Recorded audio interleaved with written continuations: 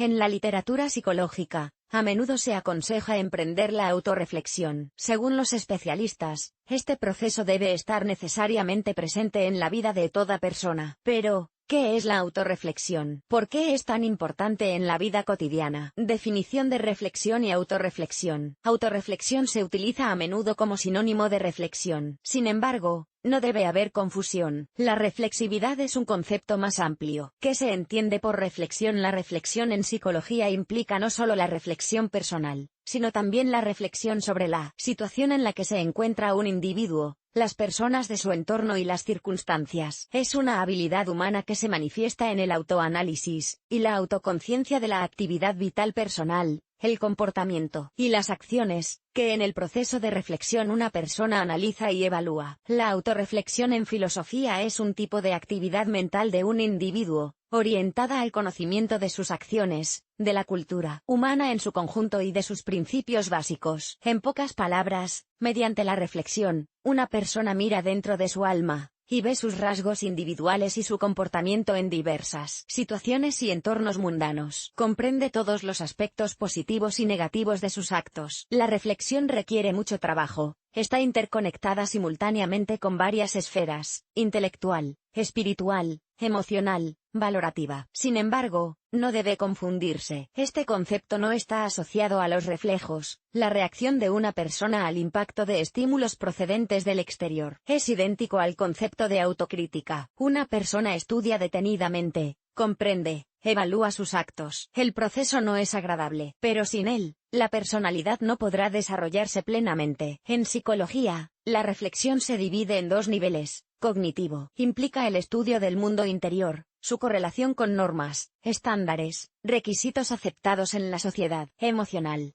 se expresa al experimentar la actitud hacia uno mismo de las personas del entorno. La persona se preocupa por su conciencia y su comportamiento. La presencia de un nivel emocional es una diferencia esencial entre la reflexión y el autoanálisis coherente. Muchas personas no quieren reflexionar consciente y deliberadamente. Esto no se debe a la pereza. El proceso de reflexión no siempre evoca emociones positivas, y el deseo de alabarse a uno mismo a veces se asocia con decepción, sentimientos de inferioridad, vergüenza, remordimiento. El exceso de reflexión tampoco conduce a nada bueno. Sus consecuencias son el autoabuso y el autoexamen. Provocan estrés, neurosis e incluso depresión. Para evitar tales consecuencias, debemos mantener un equilibrio entre las partes cognitiva y emocional de la reflexión. El concepto de autorreflexión. La autorreflexión es el reflejo que una persona hace de sí misma en diversas situaciones a través de su conciencia. En el proceso de autorreflexión, es como si una persona se mirara en un espejo y describiera todo lo que ve en él. Es una técnica de evaluación de uno mismo, de sus métodos de trabajo y de sus procesos de aprendizaje. En palabras sencillas, reflexión significa pensar sobre algo. La reflexión y la formación del contexto de la escritura autorreflexiva adquieren importancia en cualquier forma de comprensión o autodesarrollo. El hombre, como ser racional, tiene una capacidad inherente tanto para reflejar ciertos acontecimientos como para reflejar su reflejo. Hay 4 situaciones clave en las que una persona puede ser comprensiva. Conocimiento del conocimiento. Por ejemplo, una persona conoce la tabla de multiplicar y es consciente de este hecho. Ignorancia del conocimiento. Por ejemplo, una persona conoce muchas palabras extranjeras oídas o leídas en distintos lugares, pero no es consciente de este conocimiento. Conocimiento de la ignorancia. Por ejemplo, un individuo no sabe dónde se encuentra el monte Everest y es consciente de su ignorancia. Ignorancia de la ignorancia. Por ejemplo, una persona no sabe qué cuadros pintó Rafael Santi y, al mismo tiempo, ni siquiera se da cuenta del hecho de la ignorancia,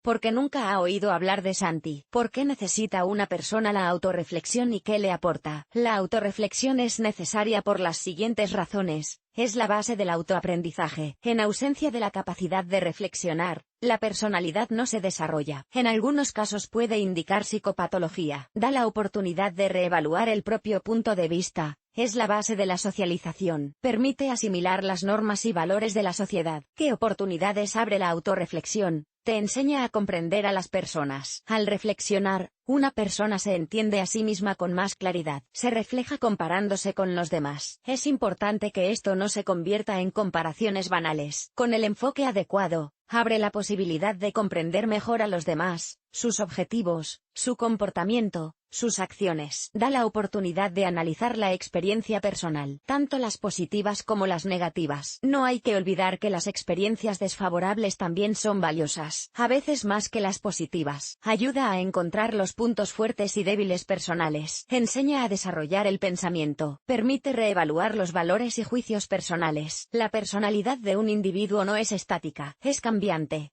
Los objetivos primarios pueden perder su relevancia. A veces no está claro a primera vista. La autorreflexión brinda la oportunidad de replantearse la posición ante determinados acontecimientos, de cambiar tareas y objetivos. Es una oportunidad para superarse. Mejora la intuición. La persona aprende a utilizar la intuición de forma práctica. Permite deshacerse de malos hábitos. Por ejemplo, en el proceso de autorreflexión, uno puede darse cuenta de que comer de forma poco saludable tiene un efecto perjudicial para la salud o leer con poca luz tiene un impacto negativo en la vista. Elimina los obstáculos innecesarios que impiden descubrir el potencial interior. Estos obstáculos son el resultado de una timidez y timidez excesivas, dificultades de comunicación. Desarrolla la capacidad de tomar decisiones bien meditadas y racionales. Con solo realizar uno de los puntos anteriores, y lograr al menos un objetivo vital concreto, podrá sentirse más seguro de sí mismo. Esto conllevará un aumento de la autoestima. Cómo salir de la interminable autoexploración y enjabonarse productivamente en psicología. La autorreflexión es un excelente método de desarrollo personal, superación personal, cambio, mejora del mundo que te rodea a través de tus actividades. Es una forma poderosa de desarrollarse como persona, de mejorarse a sí mismo, de alcanzar un éxito significativo en la vida. Sin embargo, a pesar de tan halagüeñas perspectivas, la gente tiene muchas dificultades psicológicas. ¿A qué se debe? La respuesta está en que a menudo se confunde autorreflexión con autoexploración. Este es el principal problema, que lleva a una persona a sentir lástima de sí misma o a sustituir la actividad productiva por el autoabuso. Hay varias razones para este fenómeno y métodos para combatirlas. Falta de atención y cuidados durante la infancia en la mayoría de los casos. A falta de amor y afecto adecuados, el niño se siente no deseado, abandonado, solo. El sentimiento de inferioridad, una especie de defectuosidad persigue a la persona durante toda su vida, privándola de la posibilidad de una evaluación objetiva de sí misma. Aunque la objetividad es la base de la autorreflexión, las distorsiones afectan a todo, desde las aptitudes hasta los recursos personales. Es natural que un individuo con baja autoestima se vea privado de un pensamiento productivo. En esta situación, la solución al problema es una combinación de dos métodos. La autoestima. Cada día hay que hablar de uno mismo solo positivamente, encontrar cualidades personales dignas de elogio, determinación de objetivos vitales y su consecución. Abuso psicológico en la infancia conlleva las mismas consecuencias que en el caso anterior, a menudo incluso más graves. Esto se debe al hecho de que el niño en tal situación se ve obligado a darse cuenta de que no es nada. A veces esto es más peligroso que el maltrato físico. Con un estado psíquico inestable, puede observarse un cuadro similar en la edad adulta. Un cónyuge opresivo y celoso, una esposa histérica y pendenciera, familiares asfixiantes con sus cuidados. Las técnicas para combatir el problema son las mismas que las descritas anteriormente. Sin embargo, la condición principal es deshacerse del entorno opresivo. Solo entonces podremos hablar de autorreflexión eficaz. Incapacidad para autoorganizarse es característica de personas con ciertos rasgos de personalidad. Son los esquizoides, los histerioides y otros. En tal situación, la autorreflexión es patológica, incoherente y confusa. Este tipo de personas pasa caóticamente de un pensamiento a otro, lo que conduce a la falta de elaboración y realización de cualquier cualidad, hábito. En tal situación es posible un sentimiento de inferioridad. Sin embargo, es menos frecuente que en los casos citados anteriormente. En este caso, una reflexión eficaz requiere una organización personal específica. Es necesario dedicar 15 minutos diarios a una sistematización y análisis ordenados de los acontecimientos ocurridos durante el día en curso. Lo principal es no excederse. De lo contrario, El proceso degenerará en una banal autoexploración, problemas de comunicación, introversión profunda. La incapacidad para establecer relaciones sociales se forma como un proceso secundario. Los introvertidos no sienten la necesidad de ellas. A menudo pueden enfrentarse fácilmente a la autorreflexión. Sin embargo, es de naturaleza negativa. Tienden a buscar defectos en sí mismos. Aunque intentan sopesar y sistematizar adecuadamente la situación, ¿tengo problemas para comunicarme? No pasa nada. No deberías abusar del alcohol, pero mucha gente bebe y no le pasa nada. Tengo problemas de dicción, pero no soy sociable. No lo necesito para nada. La autorreflexión negativa no da un resultado positivo. Es posible superar esta situación. Solo es necesario sistematizar los procesos de reflexión. Es necesario formular las preguntas adecuadas. El punto clave es la estructuración de las acciones. Hay que hacerse solo 4 preguntas al día. ¿Cuál es mi opinión sobre el día actual? ¿Cuáles son mis acciones positivas y negativas del día anterior? ¿Cuáles fueron mis defectos en mis acciones del día? ¿Cuáles son mis acciones futuras para mañana? Con el tiempo, la lista de preguntas puede ampliarse. Hábitos, sentimientos, pensamientos y acciones deben estar implicados en la reflexión. Predisposición al perfeccionismo. La capacidad de reflexionar no juega a favor de los perfeccionistas. Estas personalidades reaccionan de forma dolorosa ante la posibilidad de criticarse a sí mismas con facilidad. Se sumergen instantáneamente en la autoexploración y encuentran defectos en sí mismos. Tal aspiración a un falso ideal priva de la capacidad de actuar. Y este es un problema importante. Hoy no puedo aprender a patinar. Y eso significa que nunca aprenderé. En consecuencia, ni siquiera merece la pena seguir aprendiendo. En esta situación, hay que aprender un axioma. El ideal que persiguen los perfeccionistas no existe. Los errores son una parte distintiva de la práctica. Son una parte natural e integral del proceso educativo. Son ellos los que hay que analizar y trabajar para evitarlos. El perfeccionismo es un rasgo del carácter, y es imposible afrontarlo plenamente por uno mismo. En tal situación, es necesario recurrir a la ayuda cualificada de un psicólogo. Rasgos de la personalidad. Pliegue narcisista. Aquí conviene, más bien, la autocompasión, no la autoexploración. El deseo de autoafirmación y autorreflexión en los narcisistas es mayor que en las personas con un pliegue de personalidad diferente. Al experimentar una necesidad constante de reconocimiento, a menudo se comportan de forma ilógica, y esto les lleva a cometer numerosos errores, lo que, a su vez, es el caldo de cultivo perfecto para el autoabuso. A esto recurren los narcisistas, al tiempo que muestran autocompasión. Si la atención se centra vivamente, el proceso se convierte en una especie de representación teatral, en la que los pensamientos del narcisista se demuestran al entorno. Para corregir este problema, es necesario organizar el proceso de autorreflexión. No es difícil.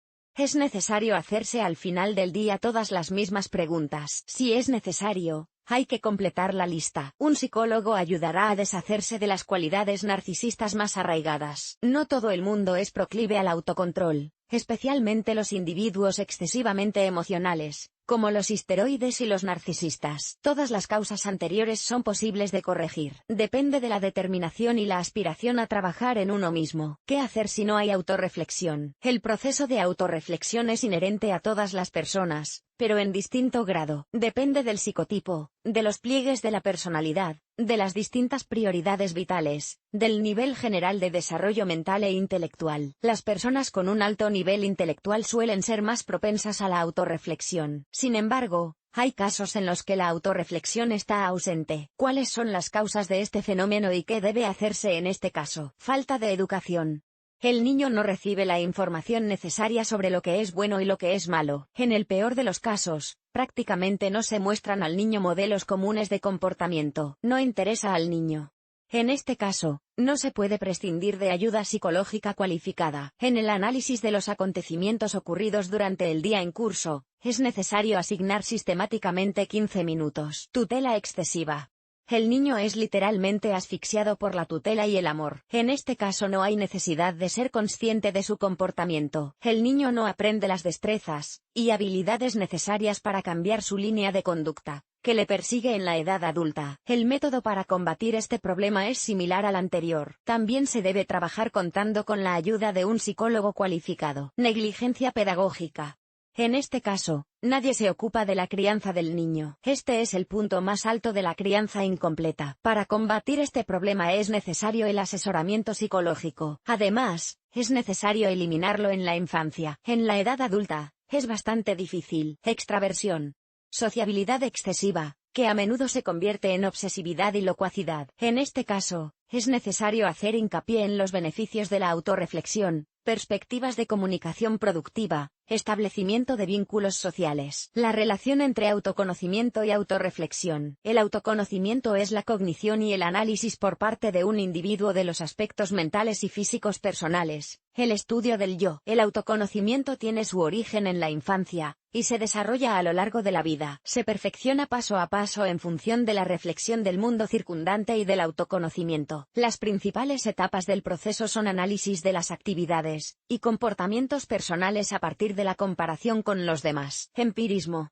Se divide en externo, realizado mediante grabación de audio y vídeo, e interno, autoobservación de pensamientos, sentimientos, reacciones ante diversas situaciones y acontecimientos. Autoinforme, relato personal interno. El desarrollo del autoconocimiento está en estrecha relación con la autorreflexión del individuo, que favorece la mejora de la autoconciencia personal y la formación de la inteligencia perceptivo-social. Autorreflexión en diversos ámbitos profesionales. La autorreflexión es de gran importancia en la formación y el desarrollo de la competencia comunicativa profesional de los especialistas en diversos ámbitos de actividad. Autorreflexión en psicología social. El concepto de autorreflexión es muy común en el estudio y análisis de problemas comunicativos y de percepción interpersonal. También interviene en la comunicación y la percepción interpersonales. En psicología social, por autorreflexión se entiende la comprensión que tiene una persona de cómo la percibe su interlocutor. Ya no se trata solo de la percepción de un interlocutor, sino del conocimiento de lo que otra persona siente por su oponente. Una especie de fenómeno de reflejo del otro. Una representación sistemática cuya esencia es la simbolización del mundo interior del interlocutor. Cabe señalar que este mundo interior imprime igualmente la esencia del primero. Utilización de la autorreflexión en medicina. La autorreflexión contribuye al desarrollo de la competencia terapéutica o de asesoramiento de los médicos. Incluye las siguientes cualidades positivas: permite percibir y controlar mejor el propio pensamiento. Esto apoya el hecho de que la autorreflexión está interrelacionada con la autorregulación. Permite juzgar la objetividad de los juicios, su sistematicidad lógica, validez y regularidad. Permite obtener una respuesta correcta a la mayoría de las cuestiones que surgen en el proceso de la práctica, en particular, aquellas que implican dificultades en la interacción con los pacientes. Sin el uso de la autorreflexión, quedarían vagas y sin resolver. Con una actitud profunda y juiciosa, la autorreflexión actúa no solo como una herramienta para facilitar la percepción del paciente, de la interacción mutua o el enfoque clínico para resolver sus problemas. Se convierte en una práctica de supervisión para comprender y tratar una serie de dificultades en la interacción con los pacientes. En el proceso de asesoramiento, autorreflexión en pedagogía. Cuando trabaja con un niño, el pedagogo analiza sus acciones durante la fase de planificación del proceso. Como una de las partes de esta interacción, durante la autorreflexión pedagógica, el pedagogo observa lo que ocurre desde la perspectiva de sus compañeros y del alumno. También estudia su actividad personal a la luz de determinadas situaciones y tecnologías pedagógicas. Se identifica con la esencia de la interacción pedagógica. La autorreflexión en economía. La autorreflexión brinda al individuo la oportunidad de explorar y analizar su mundo interior, revelar el potencial oculto y perfilar sus aptitudes psicológicas personales. La singularidad de este fenómeno radica en que, a través de la autorreflexión, una persona puede aceptar o no sus características y propiedades psicológicas personales. La autorreflexión en economía se interpreta como la reflexión de un individuo sobre sí mismo con un sistema de determinados conocimientos matemáticos mediante la autoconciencia y el autoconocimiento. Conclusión.